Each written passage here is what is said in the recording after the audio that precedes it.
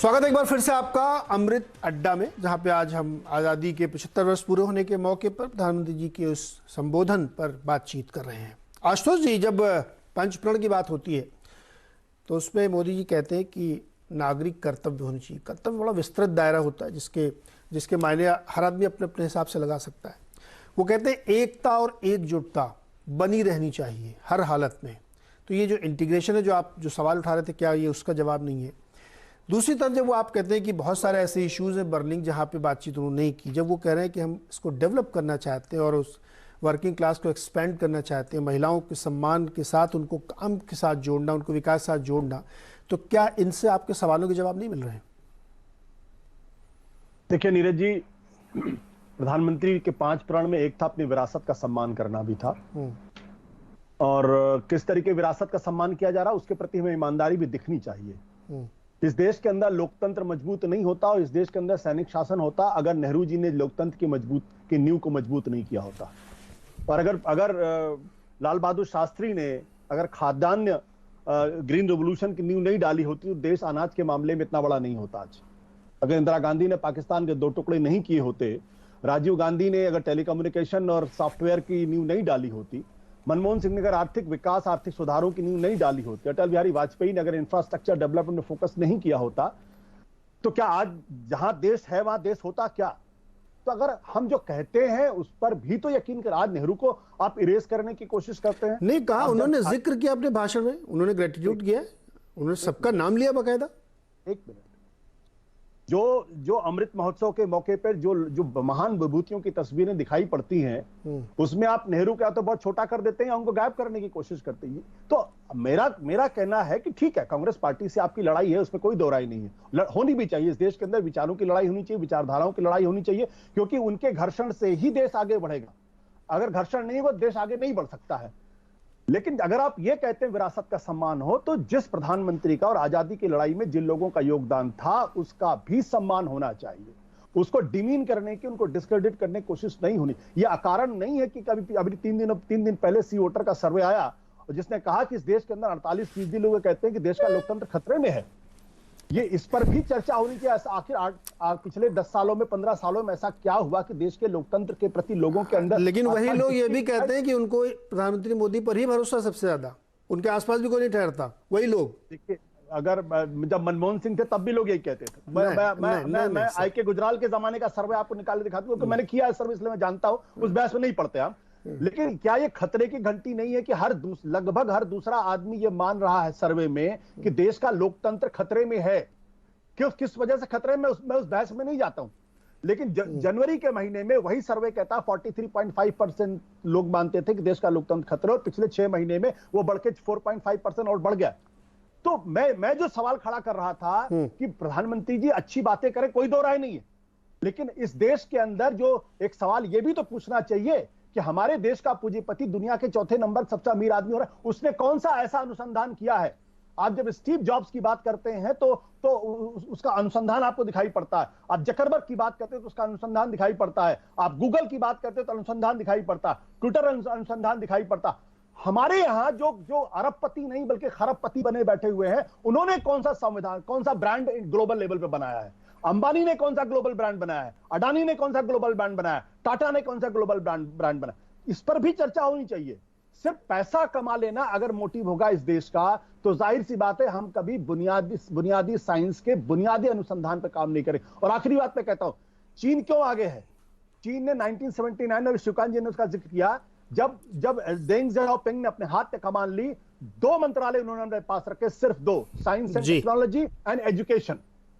उन्होंने कहा कि ये जब तक इस पर काम नहीं होगा तब तक चीन आगे नहीं बढ़ सकता। हमारे यहाँ साइंस एंड टेक्नोलॉजी और एजुकेशन को जो है बहुत ही गलीस दर्जे का डिपार्टमेंट, आपके पास डिफेंस है तो आप बड़े खुश हो जाते हैं, आपके पास होम मिनिस्ट्री बड़े खुश हो जाते हैं, फाइनेंस आपके पास बड़े खुश हो जाते हैं। और जो मैं इस पर लंबी चौड़ी बात कर सकता हूं कि डेंग ज़ियाओपिंग ने किस तरीके से एजुकेशन के अंदर बदलाव किया, साइंस टेक्नोलॉजी को लेकर बदलाव किया। तो बात करना अच्छी बात है, उसमें कोई दो राय, प्रधानमंत्री अच्छी बात करते हैं। आपकी बात बहुत बढ़िया है, वो इसमें कोई दो राय नहीं कि हमने कहा ना कि रिसर्च पे हम लोगों को और फोकस करना है। ठीक है, हम लोगों ने बीच में कोरोना की एक वैक्सीन विकसित कर ली थी इंडिजिनस, वो भी मदद लेके की थी, इसमें भी कोई शक नहीं, लेकिन कर ली थी। बाकी एक पूरी स्वदेशी कर ली थी जिसमें किसी की मदद नहीं थी। हमको उसको रिगार्ड करना चाहिए। लेकिन महत्वपूर्ण सवाल आपने ये उठाया कि चीन कैसे निकल गया। जितना मेरी समझ है सिर्फ इसलिए क्योंकि वहाँ बहुत ही मजबूत लीडरशिप थी। अगर लीडर मजबूत होता तो काम हो जाते। खैर, हर्षवर्धन जी, आशुतोष जी बिल्कुल कन्विंस नहीं है। उनका मानना है कि बोलचाल में, बातचीत में और एक्चुअल में बड़ा फर्क है।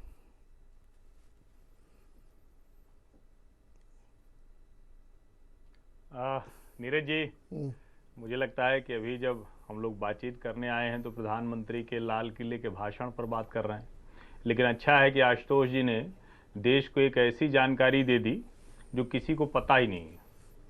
इन्होंने कह दिया कि अगर नेहरू जी न होते तो देश मिलिट्री शासन में चला जाता। बड़ा दुर्भाग्यपूर्ण है ये तथ्य, कहाँ से आया है, कैसे आया। और देखिए, हम सबको ईमानदार होना चाहिए, पत्रकार के तौर पर तो बहुत ईमानदार होना चाहिए। इन्होंने क्या क्या नाम लिए मैं दोहराता हूं, दर्शकों ने सुना होगा, आपको समझ में आ जाएगा कि कितना एकांगी दृष्टिकोण रखकर आशुतोष जी इस बहस में आए हैं। इन्होंने नेहरू जी को कहा कि भैया मिलिट्री शासन हो जाता, लोकतंत्र सिर्फ नेहरू जी लेकर आए। मैंने जब शुरू किया तभी कहा था, नेहरू जी से लेकर मोदी तक सबका नाम लिया था और सबको फिर से कह रहा हूं। लेकिन नेहरू जी ने मिलिट्री शासन रोककर लोकतंत्र लाने में मदद की। इंदिरा जी ने बांग्लादेश तोड़ दिया और राजीव गांधी क्या किया, कंप्यूटर क्रांति लेके आए। हम मान लेते कि बहुत ईमानदार हैं आशुतोष जी, लेकिन जैसे ही गांधी परिवार से बाहर आए, क्या बोला उन्होंने, सुना आपने? उन्होंने कहा कि जो क्रांति 1991 में मनमोहन सिंह ने की। अरे मनमोहन सिंह थे कौन? आपने नेहरू जी के समय के किसी मंत्री का नाम याद नहीं रखा, इंदिरा जी के समय के किसी मंत्री का नाम याद नहीं रखा, राजीव गांधी के समय के किसी मंत्री का नाम याद नहीं रखा। ये प्रधानमंत्री, ये गुलाम मानसिकता है। और जैसे ही आप आए 1991 की आर्थिक क्रांति, जो इस देश की क्रांति और पहले होनी चाहिए थी, दुर्भाग्य से एक समाजवादी चंद्रशेखर प्रधानमंत्री जब थे तो देश का 20 टन सोना तो गिरवी चला गया था, 49 टन के लिए और साइन हो गया था। उसके बाद नरसिंहा राव ने देश के आर्थिक उदारीकरण की सबसे बड़ी नींव रखी, एक साहसी प्रधानमंत्री के तौर पर। लेकिन चूंकि वो गांधी परिवार से नहीं थे, इसलिए गुलाम मानसिकता से बाहर आना मुश्किल हो जाता है। इसीलिए हमें नहीं दिखता कि मैंने जो कहा कथनी करनी, R&D, आपने वैक्सीन कहा, दुनिया तमाशा कर रही थी, हमारे पत्रकार बंधु भी तमाशा कर रहे थे कि जॉनसन एंड जॉनसन ले आओ, फाइजर ले आओ। भैया क्यों भाई, जब हम अपना कर लेंगे तो क्यों ये तमाशा कर रहे हो? खूब तमाशा किया, हमारे देश के वैज्ञानिकों को नीचा दिखाने में कोई कसर नहीं की। और लोग कह रहे हैं साइंस एंड टेक्नोलॉजी, अरे भाई कम से कम बात करते वक्त अपडेटेड होना चाहिए, अद्यतन, हिंदी में शब्द है अद्यतन होना चाहिए। अद्यतन क्या है? भारत स्पेस टेक्नोलॉजी में सबसे तेजी से इसी 8 वर्षों के दौरान बढ़ा है। भारत ने वहां जिस तरह की उपलब्धि हासिल की है वो कभी नहीं हुई। भारत पहली बार ये महत्वाकांक्षा करता है कि जैसे आप गूगल मैप के जरिए भारत को देखते हैं, वैसे ही नाविक मैप के जरिए देखते हैं।